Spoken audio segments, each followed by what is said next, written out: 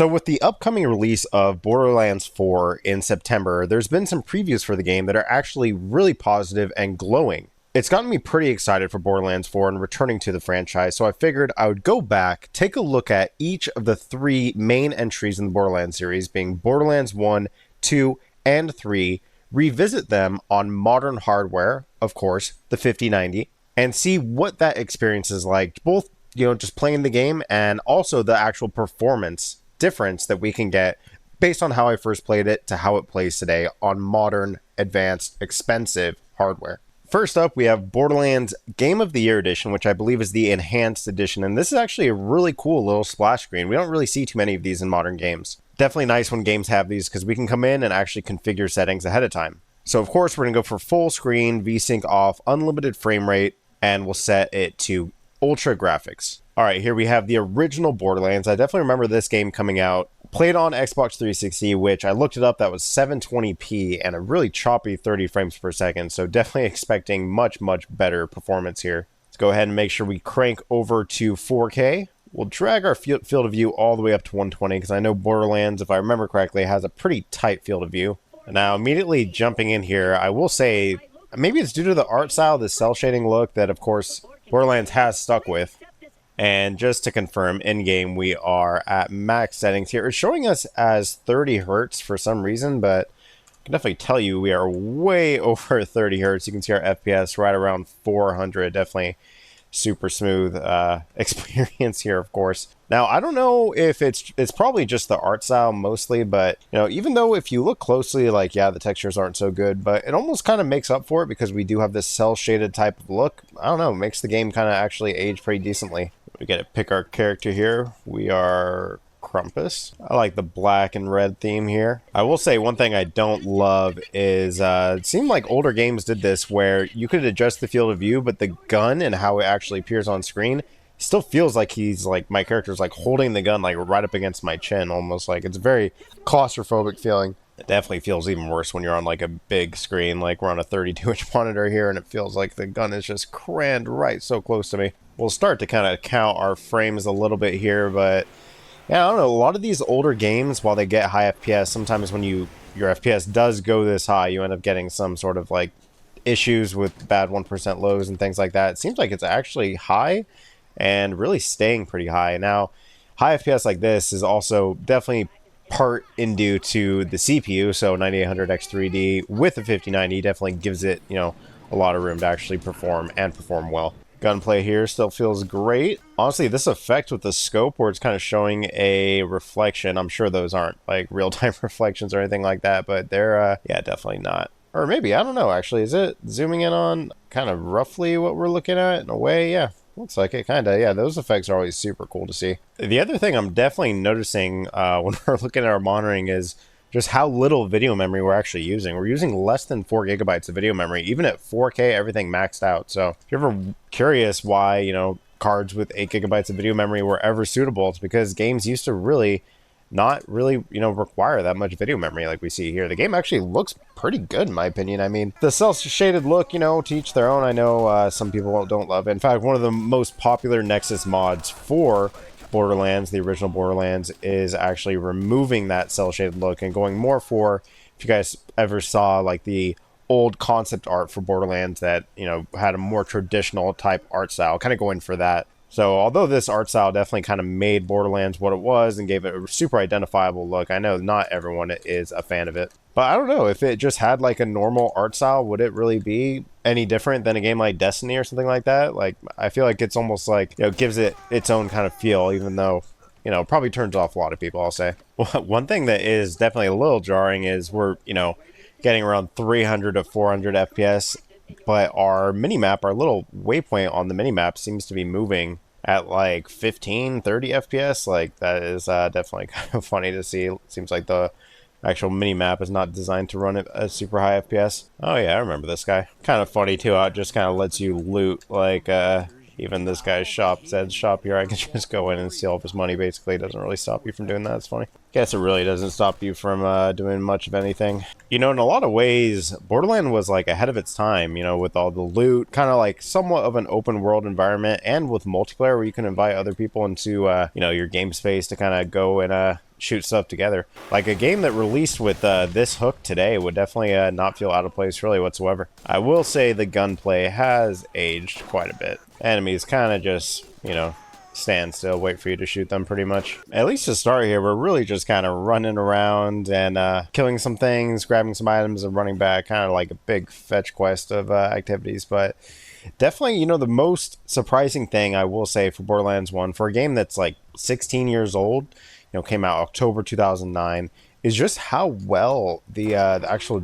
like visuals have held up here. And I do think, of course, this is the enhanced Game of the Year edition, so I'm imagining that looks slightly better than it did at release, but still, I think the art style here is doing a lot of heavy lifting and just kind of making this game age very, very well. Definitely at the time of release, you know, all the weapons that were in Borderlands, I think they advertised something like hundreds of thousands or millions of weapons. Definitely pretty impressive. Although, you know, in practice, a lot of the weapons really feel very, very similar. So, but definitely cool, you know, just being able to pick up so many different weapons and check out their stats. I mean, this is very, very like MMO-like being, you know, brought over to a FPS. Definitely the, you know, the main draw of the game was just all this looting. You know, the looting aspect of it was very, very cool at the time, and still, honestly, is pretty cool. All right, going to go kill our first boss here, and one thing that I seem to remember Borderlands always did very well was their boss introductions always seem to be pretty top tier. We also do now have our character's special ability, our Bloodwing here. Send your pet Bloodwing out to attack an enemy and return. All right, let's send him out right there.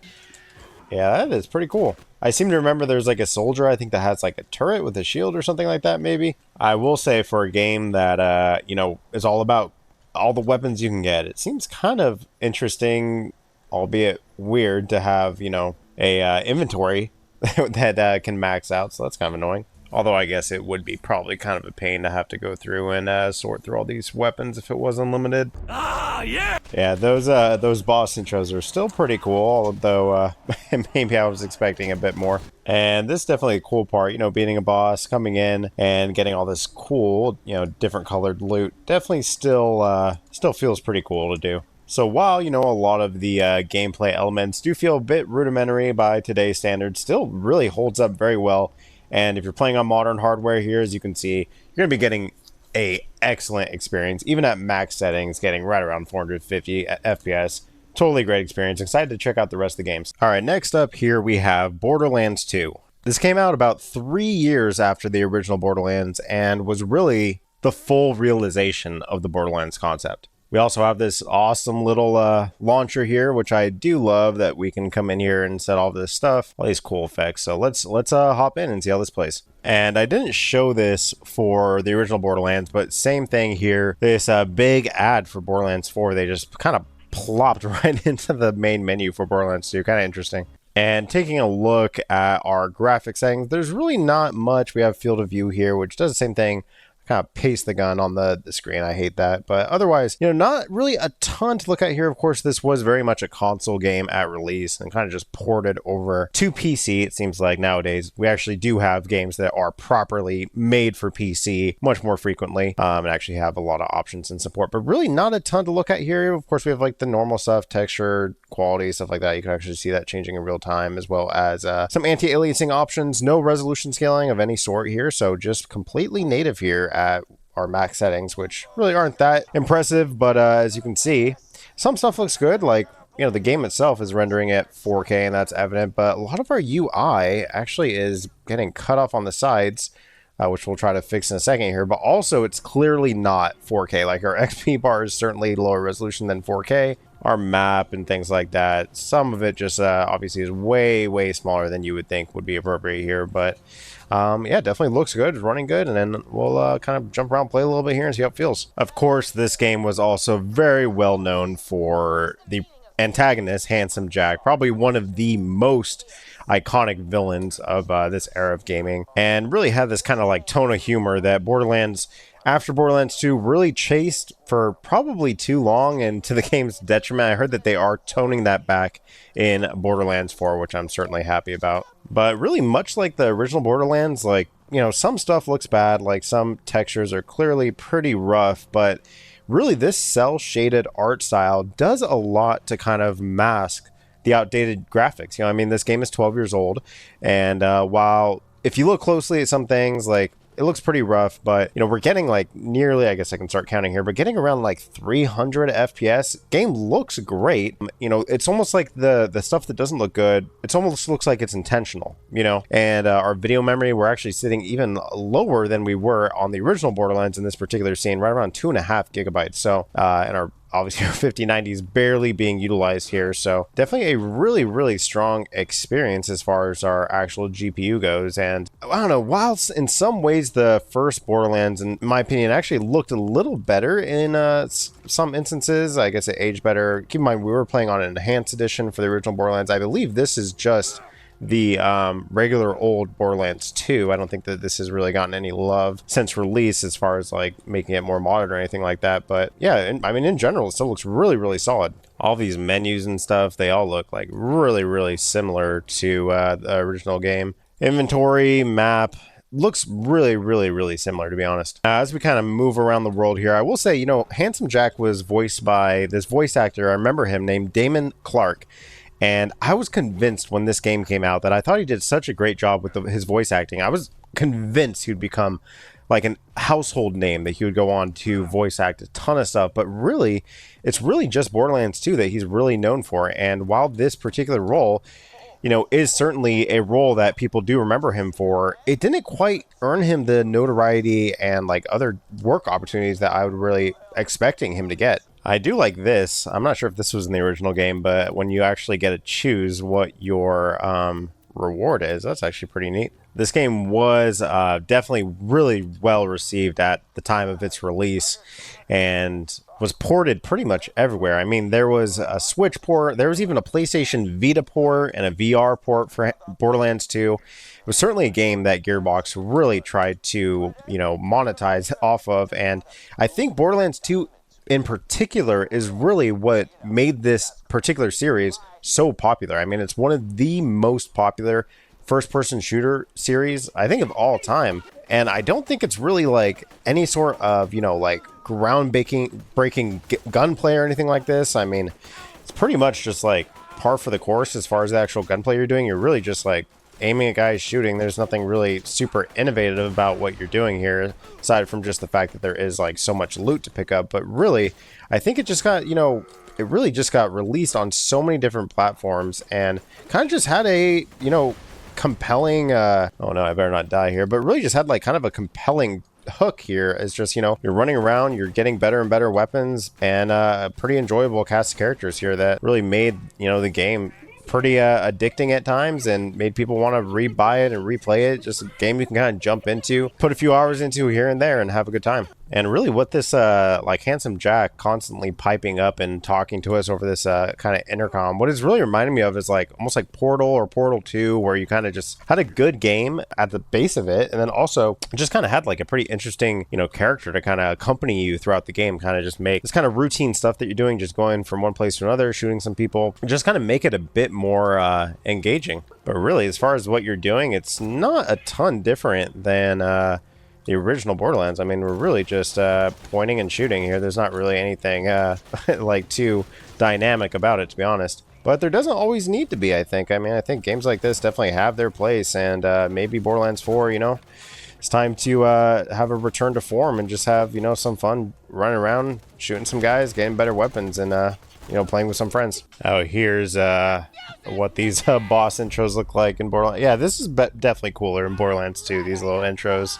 This is maybe more what I was talking about. And I will say, for me saying that this game is not very dynamic, this is actually a pretty cool boss fight here with this guy in this huge turret here. Now, I can't tell you exactly why, but for some reason, the gunplay here actually does feel quite a bit better than the first Borderlands here. Everything feels like, I don't know if it's the mouse acceleration, something about the aiming and the feedback from the guns feels considerably better here in Borderlands 2. The enemies are pretty much just as dumb as the first game, though, pretty much just standing still at all times, but, you know, makes for fun targets here. Now, one thing I do appreciate is this game does seem to kind of just throw you in here. Like, I have played this game less than I played Borderlands 1, and we're already, like, seeing some pretty cool stuff, you know? Like, these are pretty cool scenes, and I'm already using skill points And I already have my special ability, which is this cool carry 2 gun thing. Now, it doesn't really make a ton of sense because one's a machine gun, the other's a sniper rifle, which is kind of an odd pairing, but still pretty neat. Oh my god. Alright, well, that guy, I don't know if he was supposed to be that hard, but that boss was a pain in the ass. I will say it's pretty crazy how well this game holds up for being, a 13-year-old game. When I was a kid, a 13-year-old game meant, a game from like 1997 or something like that, and that was a completely different experience. But really, if you put out this game with maybe a little bit tweaks to maybe like just the visuals, clean up some of the interface, stuff like that, this game would hold up as is pretty much in 2025. Really, I don't think many people would really even question it. Now, probably be considered more of a AA game than a AAA game like at the time of the release, but really, I mean, this game is awesome. This game would definitely hold up today. Not to mention, there is something really nice about just getting, 500 FPS, not even using our GPU all the way, using only 2.5 gigabytes of video memory, though I think part of the reason our video memory is so low is that textures seem to load out pretty much as soon as we walk away from the area. Like if I fast travel or die and respawn in a different area of like the same map, those textures all seem to be deloaded, so that could definitely be part of the reason that our video memory usage is so low. But hey, if it works, it works. The game also just seems to be kind of going through stuff a bit faster, which I do appreciate. Like, for example, we actually got a car pretty quick this time without really the need to do much of anything. Even if this car is kind of a piece of shit, honestly. Definitely don't remember getting stuck like this when I first played this game. But yeah, like I said, Borderlands 2 holds up incredibly well. It looks great. Everything works good. The only real complaints I have, I guess, are really the menus are kind of clunky. The visuals do look good, I will say. Like I said, the cell shading really does seem to do itself a lot of favors just when it comes to, actually still looking good all these years later. So it's definitely nice to see that it still looks so great. And of course, on a 5090 or really any modern GPU, you're going to have like incredible performance. Even here at 4K, we're using half of our 5090, getting a 335 FPS average. Incredibly strong performance here. Now, following the release of Borderlands 2, Borderlands and Gearbox went crazy with a bunch of different spin-offs. We had Borderlands 2, Tiny Tina's Assault on Dragon Keep. We had Tale from the Borderlands, which took Telltale's signature style and applied it to the Borderlands universe. And most notably, we had Borderlands the pre-sequel. This was essentially a full-size game lasting about 18 hours according to How Long to Beat, just 4 hours shy of their estimate for the original Borderlands, and doubled down on Handsome Jack. So they really liked that character, wanted to flesh him out. And although it only took 3 years between Borderlands 1 and 2, it was 7 years all the way in 2019 before we got Borderlands 3. Now, while Borderlands the pre-sequel in particular may be worth taking a look at, I do just want to stick to the primary 3 games that have come before. So with all that being said, our final game here is Borderlands 3. Now, this game does do away with our launcher, which is unfortunate, but it also does come equipped with a ton of actual, real, robust settings for us to play with. Now, I would recommend leaving this on DirectX 11, as turning this to DirectX 12 caused me about an hour or so of troubleshooting to get the game back into a launchable state. But regardless, here we'll be playing at 4K, 100% resolution scale, so this is the first time, as far as I know, that we actually do have some sort of resolution control that we could use. And I believe it's FSR because we have Fidelity FX sharpening, though I'm not 100% sure. This may just actually sharpen the image. We might actually just be playing at a lower render resolution if we were to adjust that option. So we'll be playing on max settings here, changing graphics quality over to badass, and turning off our motion blur as well as our object motion blur. So starting off here, I will say this is the game in the series that I have not played really whatsoever. It came out in 2019 originally on Epic Game Store, and then later came out on Steam, which, games that come out on Epic Game Store, I think they kind of just do this to themselves, where they don't really make the same sort of cultural impact as when they kind of just have a more wide release to begin with. But starting off here in the very beginning stages, I mean, this looks incredible. This is like a really great looking game here. We're getting an incredibly solid FPS. Obviously just standing still here, but 240 FPS playing at native resolution here. Of course, we are on a 5090, so obviously take that into consideration. But, this is really, really impressive as far as the visuals. A major step up from Borderlands 2 for sure. And of course, Borderlands 1 looked essentially like, in my opinion, at least the enhanced edition looked essentially the same as Borderlands 2. But yeah, this is incredibly, incredibly impressive here. Even characters like Claptrap here look considerably different. Looks way, way better. Ton more detail. Super cool looking. Some pretty cool customization options here, I will say. Yeah, super robust as far as different options we're getting here. I will say I remember people kind of, maybe getting over the Borderlands style of humor definitely by the third one here, and I can say I can definitely see why.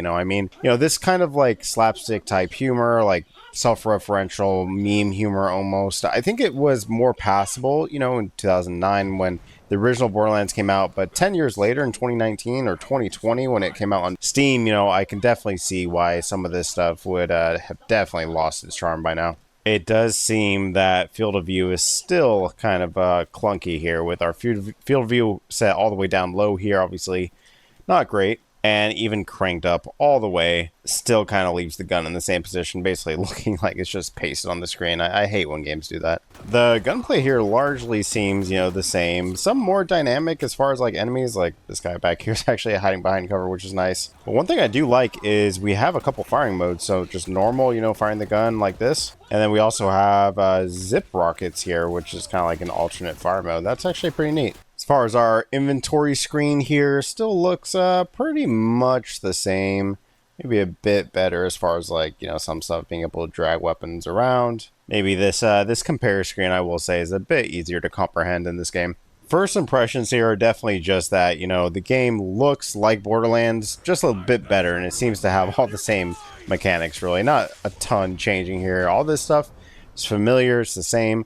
I guess, Borderlands 4 does seem to be doing things a bit differently, so, this just seems like a updated version of what we've definitely seen before, which is not necessarily a bad thing, but I think, after so many years, probably want something a bit fresher or maybe a bit of more of a risk when it comes to actually changing the formula we have going on here. The character we selected here, Flag, is kind of cool. He actually has a pet that we can like command in battle, so that'll be kind of cool to see how that works. Now, I just took a look at the zone map for the first time, and this is incredible. I love when maps are this detailed, especially in a game like this that kind of like encourages you to go out, explore, find different items, things like that. Kind of reminds me in a way of the map from the newer Doom games that kind of show different levels, everything laid out really clearly, and really anything but the most essential just being the actual places that you can go being just a black space. I think I love this style of map, 100%. This is great.